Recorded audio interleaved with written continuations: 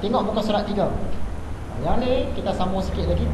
Petikan-petikan penting daripada kitab Risalah Ladunia. Ini nak bicara ilmu laduni. Sebab dalam pelajaran kita malam ini, Imam Al-Ghazali sentuh tentang ilham, sentuh tentang laduni.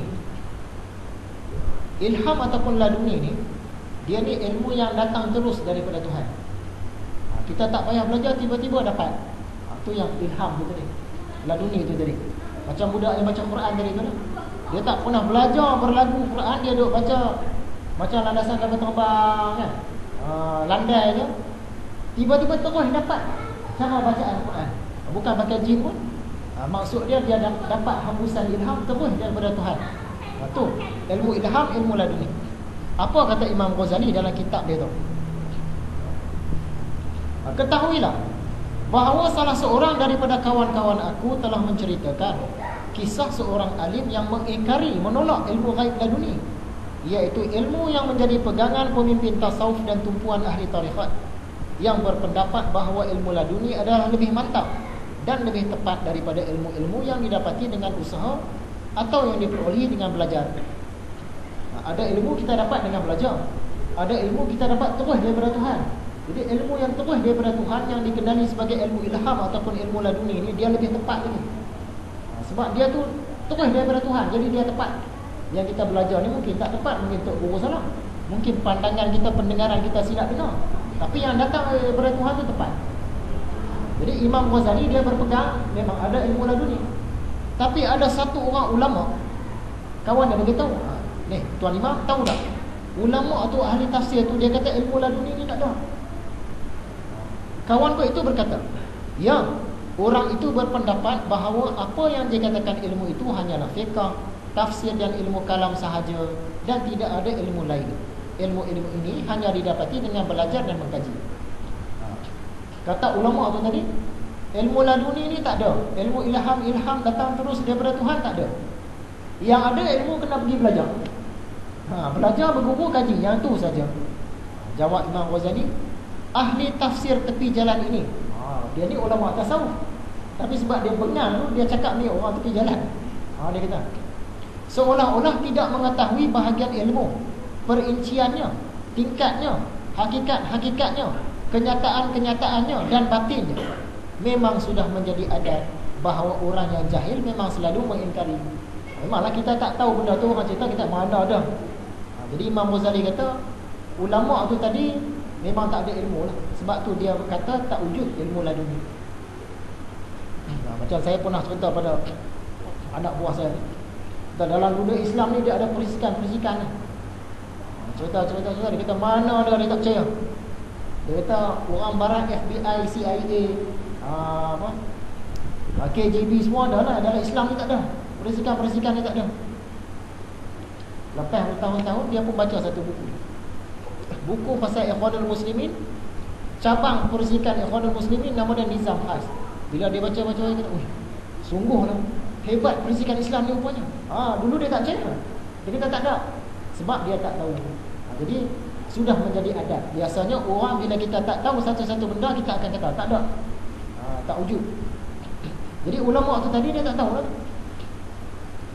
Kalau kita nak kata ilmu laduni ni tak wujud, orang tafsir Quran macam mana? Tafsir Quran guna apa? Adakah tafsir Quran guna akal saja? Kalau orang zaman sekarang ni sebahagian dia kata tafsir Quran guna akal fikiran. Sebenarnya tafsir Quran peringkat tertinggi ialah tafsir ayat Quran dengan wahyu. Siapa yang mampu buat? Nabi Muhammad. Satu ayat Quran tu nak tafsir isi kandungan dia, dia dapat wahyu, dia tafsir. Tafsir dengan wahyu. Tafsir ayat Quran dengan wahyu, Nabi Muhammad. Bawah sikit, mentafsir ayat Quran dengan ilham, dengan ilmu laduni. Yang ni wali-wali dia.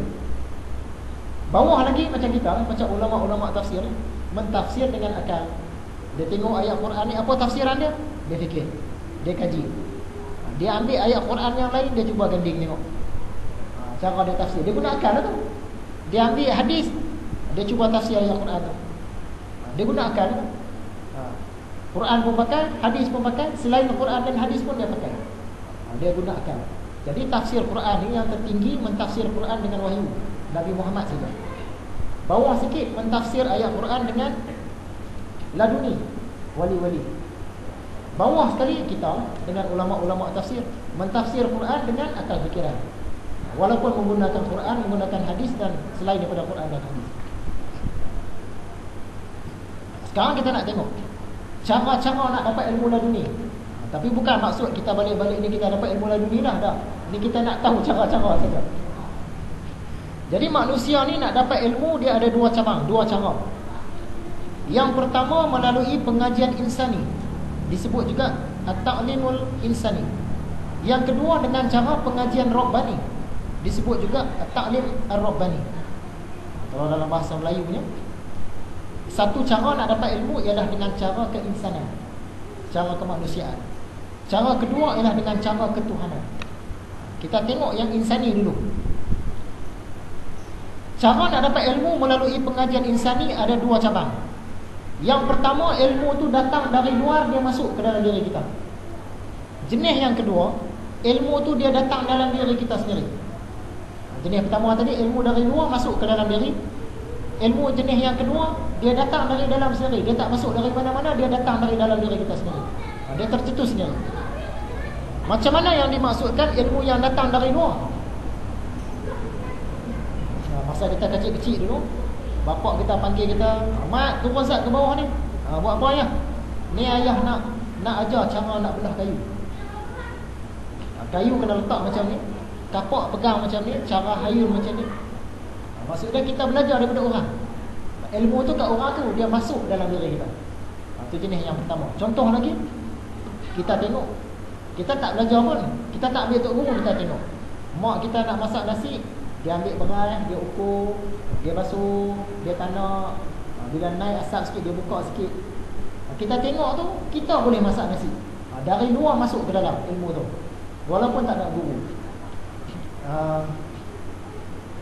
Lagi satu contoh dia, kita dengar melalui telinga. Kita pasang radio, tiba-tiba pengacara kata, hari ini kita akan kongsikan satu petua, iaitu petua supaya tuangkan air panas ke dalam gelas, gelas tak pecah. Dan petuanya, ketika anda menuangkan air panas, letakkan sudu besi di dalam gelas itu, nescaya gelas pun tidak pecah. Kita dengar kan?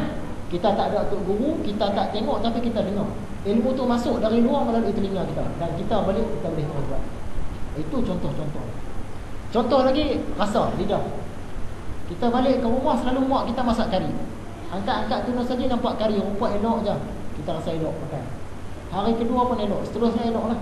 Sampai satu hari, kita buka-buka turun saja, kita nampak ada kari tapi dah berbuih dan pekat. Kita pun rasa tak sedap. Ilmu lah tu, tak ada siapa ajar. Kita faham ni tak boleh makan, tak elok. Mak kita pun tak ajar, kita tengok di mana-mana pun tak tengok, kita dengar orang cerita pun tak, kita rasa sendiri. Tapi ilmu tu dari luar dia masuk ke dalam.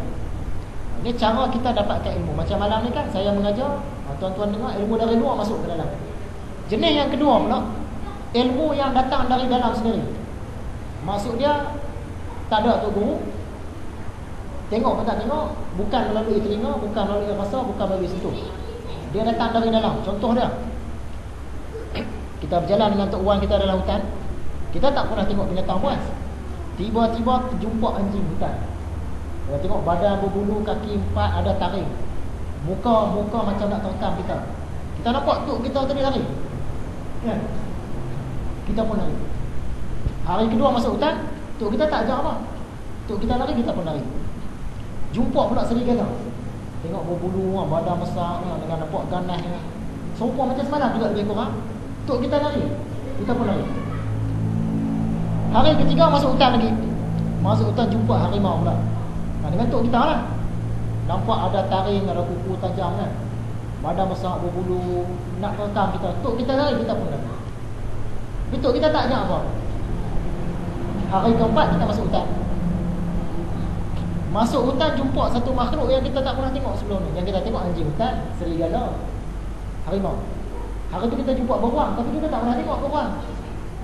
Kita nampak beruang, ada taring, badan berbulu, nampak ganas, nak merekam kita.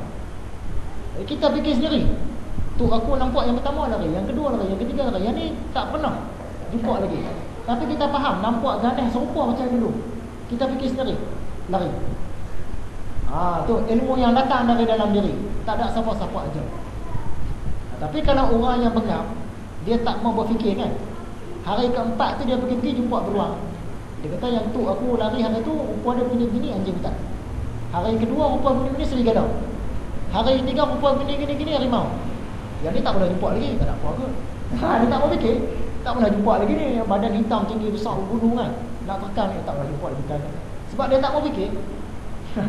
Dia ajar ke tak ajar ke, tapi sebab orang tu dia dapat ilmu dari dalam, dia tahu benda ni bahaya, dia lari.